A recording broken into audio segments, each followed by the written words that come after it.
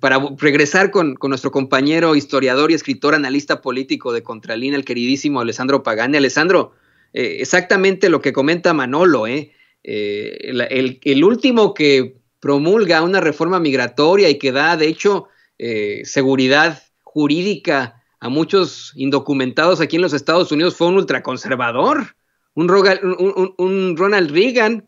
Históricamente hemos visto que el Partido Republicano y los conservadores, y como tú lo mencionabas, ¿no?, saben perfectamente que se necesita la mano de obra migrante. No es que lo hagan por buena onda, eso tampoco, no lo voy a decir, ay, esos republicanos son unos chingones, no. Se necesita la mano de obra migrante. ¿Cuál es tu proyección ante esta propuesta, ante esta pues supuesta promesa de Joe Biden a una reforma migratoria aquí en los Estados Unidos? Sí, coincido. De hecho, fue Ronald Reagan en los 80, pero anteriormente, es decir, que Estados Unidos empezaron a reflexionar sobre la esclavitud, sobre cómo trataban a las naciones oprimidas, como a los afrodescendientes, entre muchos otros, solo en la década de los 50 del siglo pasado, es decir, cuando básicamente del otro lado, en la Unión Soviética se estaban dando todos estos enfoques y empujes a los movimientos de liberación nacional bajo una perspectiva social, y por ende la misma FBI, la CIA en Estados Unidos enviaron informes a través del Pentágono a las administraciones estadounidenses solicitando solucionar el problema para evitar que en los mismos Estados Unidos pudieran crearse, armarse movimientos de liberación de las naciones oprimidas. Hoy tenemos una cuestión muy central que yo como historiador tengo el deber en absoluto de reflexionar, mi querido Toño, es un problema de la historia. Esta síntesis que se tendría que reflexionar sobre una cuestión nacional, es decir, de las naciones oprimidas que mencionabas, oprimidas por este capitalismo, este imperialismo de la Roma americana en Estados Unidos, estas migraciones forzosas que vienen desde la periferia del imperio dentro del centro imperialista estadounidense como forma de fuerza de trabajo barato, y una cuestión social, porque no se puede analizar la cuestión de los nacionalismos sin poner la cuestión social, sino vamos a caer obviamente en todo lo que fue las tragedias en Europa de los nacionalismos, pero también de estas formas, por ejemplo, en la antigua Yugoslavia, donde los nacionalismos se hicieron imperantes y dejaron al lado justamente una cuestión social. Cuando nosotros hablamos de naciones oprimidas, tenemos que poner, por supuesto, la cuestión social. ¿Por qué? Porque todos los que vienen desde la periferia son proletarios, son trabajadores que justamente van a tener un fin dentro de la misma cadena estratégica del imperialismo en Estados Unidos. Obvio que cuando Biden está haciendo este discurso que yo escuché muy profundamente, él habla de democracia. ¿La democracia para quién? En un sentido filosófico. Nosotros, ¿cómo lo ponemos? Lo postulamos la cuestión de la democracia, porque democracia ya en sí es un término violento, es un término que está hablando de una violencia del pueblo. Pero ¿cuál pueblo? Cuando analizamos también el concepto de pueblo, ¿qué entendemos nosotros para pueblo? Obviamente no esas naciones oprimidas. Por eso que nosotros nunca jamás vamos a ver en un discurso como lo de Biden la presencia de movimientos populares o cosas de este tipo. Lo intentó Obama en su momento, haciendo hincapié sobre la necesidad, la frustración de la comunidad afrodescendientes. Pero ¿qué vamos a ver? ¿Qué hemos visto en las administraciones en la administración de Obama? Una agresión imperial contra Libia, donde hoy veamos lamentablemente en los tianguis de las principales ciudades de Libia vender como esclavos, como si fuéramos a Roma, antigua Grecia, a nuestros hermanos africanos. ¿Y quién lo hizo todo esto? Lamentablemente, un presidente afrodescendiente, mi querido Toño. Esto es muy interesante, esto es muy interesante lo que nos comenta Alessandro Pagani, cómo precisamente pues tenemos que ver que esa migración tiene que ser forzada, es forzada, la gente cree que alguien dice, ay, yo quiero ser inmigrante nada más por fregar, ¿no? Y eso no es así. Muchos dejamos la tierra que nos vio nacer por muchos factores. Hay mucha... y eso también quiero yo pues platicar precisamente con Alessandro Pagani, que también es inmigrante en México.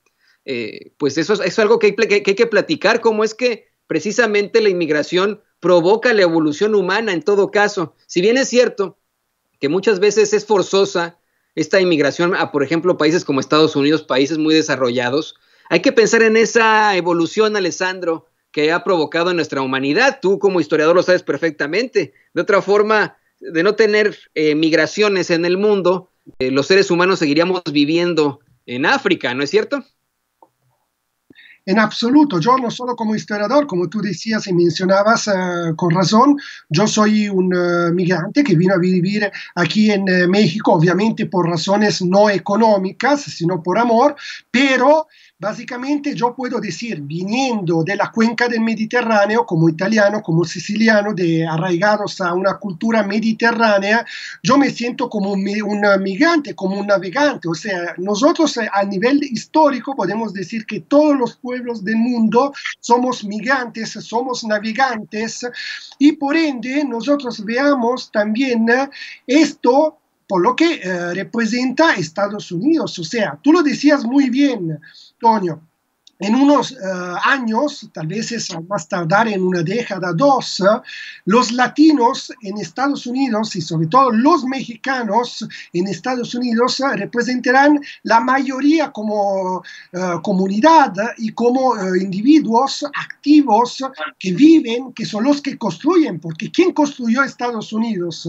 La construyeron los irlandeses, los mexicanos, los latinos, los italianos, los chinos, por supuesto, entre muchas otras comunidades a nivel mundial. Estos navegantes, estos migrantes que llegaron en el siglo 800, en el 900, después de la Primera y Segunda Conflicto Mundial, entre muchas otras situaciones, como hoy veamos desde Centroamérica, desde el Caribe, desde Haití, desde Sudamérica, desde África, llegar en Estados Unidos, en la Unión Americana. Por eso que enfata, llama mucho la atención estas políticas que se dieron en estos años, porque si de un lado veamos el América profunda manipulada por parte de Trump, del otro lado tenemos que reconocer también una manipulación ideológica, una prostitución intelectual por parte de los demócratas al utilizar estos movimientos, estas comunidades por sus intereses, porque en realidad nosotros, ¿quién veamos detrás de los demócratas y de los republicanos como verdaderas fuerzas motrices que llevan adelante los hilos de transmisión de las políticas estadounidenses? Por supuesto los banqueros, por supuesto el ejército, por supuesto, este Estado profundo, por ende, esta unidad burocrática, este fascismo neoliberal que se ve en esta síntesis perversa entre una política pública, una administración pública y una administración privada. Eso es la verdadera política que lleva adelante las estrategias de las administraciones Biden. Biden, con todo el respeto, es una momia política. Él no es lo que verdaderamente va a gobernar y administrar las decisiones internas y externas de Estados Unidos. Serán otras personas, serán por supuesto el ejército, serán los que en estos años han organizado este proyecto de una guerra sin límite, de un imperio del caos. Por caos entendemos el concepto estricto de la palabra griega, o sea, crear un vacío en Oriente Medio, en Centroamérica, para poder entrar dentro con las propias políticas y administraciones. Este imperio del caos que hoy sigue en auge, que pero ha tenido que se detuvo frente a una resistencia de los pueblos en Oriente Medio, frente a la agresión de Siria, pero que veamos también hoy en forma pacíficas diferentes en México con el gobierno de la 4T que absolutamente solicitó una solución de la cuestión de la operación Rápido Furioso, quien estaba detrás, por ejemplo, pero también pide una reforma del sistema de seguridad nacional y entonces un límite a todas las agencias extranjeras que evidentemente pisotearon en los gobiernos pasados, en las décadas pasadas del prianismo, pisotearon la soberanía nacional. Hoy nosotros estamos en un bivio, estamos en una inquietud sobre lo que serán las políticas de Estados Unidos hacia México, por supuesto, mi querido Toño. Alessandro, muy interesante esto que nos comentas, qué fuerte. Joseph Biden, una momia política en estos momentos. Yo les agradezco a estos dos compañeros, estos dos grandes compañeros, al periodista independiente, amigo de esta casa, Manuel Ibarra, y también al amigo de esta casa, historiador y escritor, analista político de Contralínea, Alessandro Pagani, por estas intervenciones. Se los agradezco, compañeros, y con mucho gusto los despedimos aquí. Alessandro, Manolo, te escuchamos. Muchas gracias, Toño, y gracias por la invitación. Vamos a estar aquí al pendiente de lo que ocurra y pues seguramente nos dará mucho de qué hablar este cuatrienio de Joe Biden, ¿no? Yo diría, para cerrar, que no podemos esperar grandes cambios. Ya lo había señalado Biden durante un acto de precampaña en 2019, nada va a cambiar fundamentalmente. Y bueno, el señor es congruente hasta el final con su discurso de excepcionalismo norteamericano, de que van a liderar al mundo, pues cuando yo creo que ya nadie se los estamos pidiendo, ¿no? Entonces, preocupados por este estancamiento en el que está Estados Unidos y pues preocupado también obviamente por nuestros paisanos, por la comunidad latina, afroamericana, nativa americana, asiática, etcétera, que pues tendrá que estar con cuidado durante estos próximos 4 años. Gracias, Toño, y gracias, Alessandro. Nos vemos. Gracias a ti, Manolo. Gracias a ti, Manolo. Muchísimas gracias también a Alessandro Pagani. Alessandro, por pues esta intervención. Te escuchamos. No, yo que te agradezco, Toño, agradezco también a mi colega Manuel Ibarra, y para terminar yo sugiero de no subestimar, de no dejar de seguir analizando lo que es este trumpismo, este nuevo movimiento que se dio en estos años con la administración de Trump, porque será algo que tendremos que analizar porque no se va.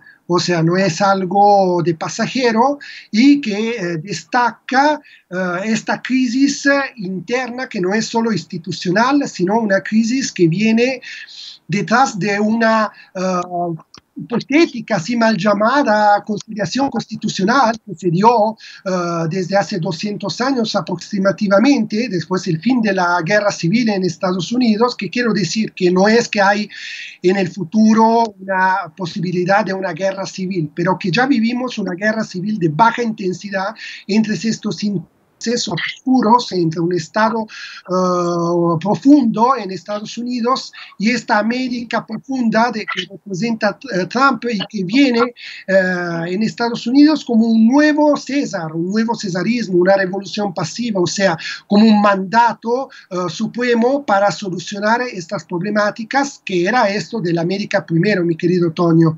Muchas gracias por la invitación.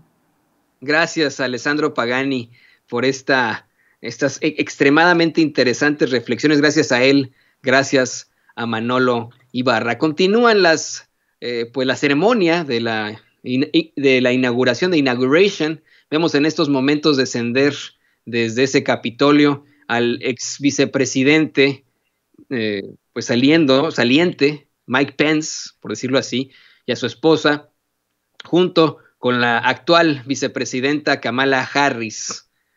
Están dialogando en estos momentos ahí, ahí los vemos dialogando en la escalinata del Capitolio, y ya tenemos con nosotros, ¿todavía no?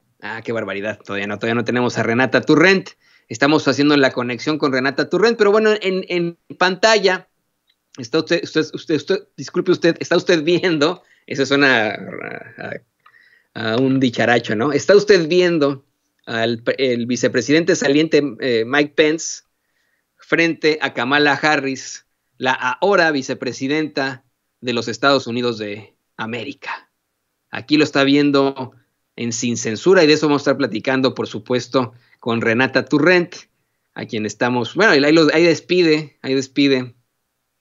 Kamala Harris, quién sabe qué le habrá dicho a Mike Pence, pero yo veo ahí pues vamos, que hubo un intercambio interesante, y al final veo un suspiro como así como de molestia, ¿no? Y claro que debe de haber, las diferencias son muy interesantes entre estas pues dos familias presidenciales.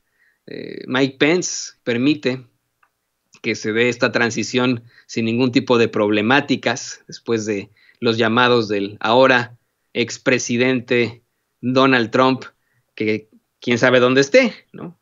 No lo sabemos, ya no es presidente, y eso es lo que estamos viendo en estos momentos en pantalla, la despedida. Ahí se está yendo ya Mike Pence en una Suburban ultra blindada, y ahí cómo se despide de la nueva pareja vicepresidencial, por primera vez el segundo caballero de los Estados Unidos, porque era la segunda dama, la primera dama es la esposa del presidente, pero como ahora la vicepresidenta pues es Kamala Harris, tenemos al segundo caballero junto a la vicepresidenta despidiendo a Mike Pence. Ahí se va, ya en esa Suburban ultra blindada, llena de antenas.